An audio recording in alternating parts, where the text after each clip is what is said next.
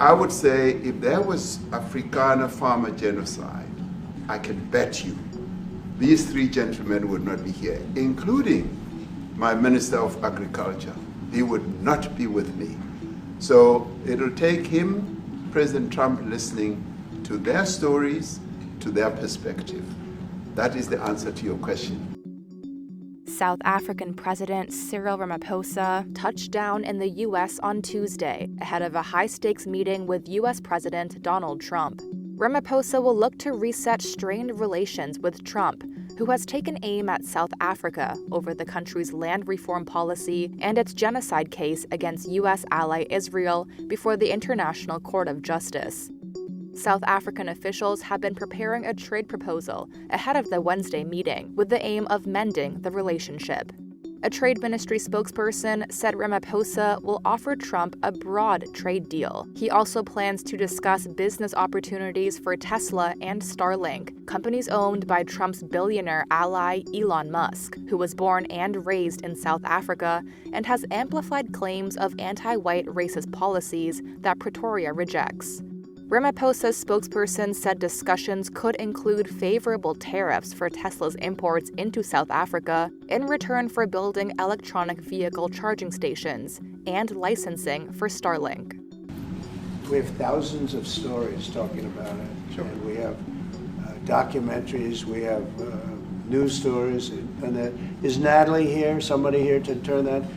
I could show you a couple of things, and it has to be responded to. Yeah, sure. Let me see the articles, please, if you would. And turn the lights down. Turn the lights down, and just put this on. It's right behind you, Johan. There's nothing this parliament can do. With or without you, people are going to occupy land. These are articles over the last few days.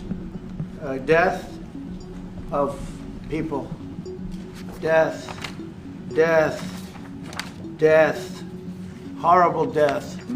South African agricultural products currently enjoy duty-free access to the U.S. market under the African Growth and Opportunity Act. That's now at risk under Trump's tariff regime. The Trump administration also cut funding to the country in February and last week granted refugee status to a group of white South Africans it said were facing racial discrimination, a claim the South African government denies. People who do get killed, unfortunately through criminal activity, are not only white people. Majority of them are black people. We were taught by Nelson Mandela that whenever there are problems, people need to sit down around a table and talk about them. Well, there are problems. And this is precisely what we would also like to talk about, including, of course, trade matters, investment matters.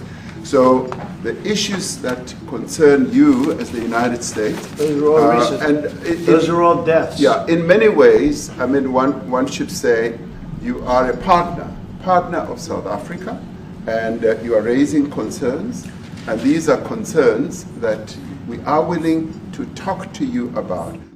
30 years after the end of apartheid, white people, who make up about 7% of South Africa's population, are still richer than the black majority of about 82% by every economic measure and still own 3/4 of the country's freehold farmland.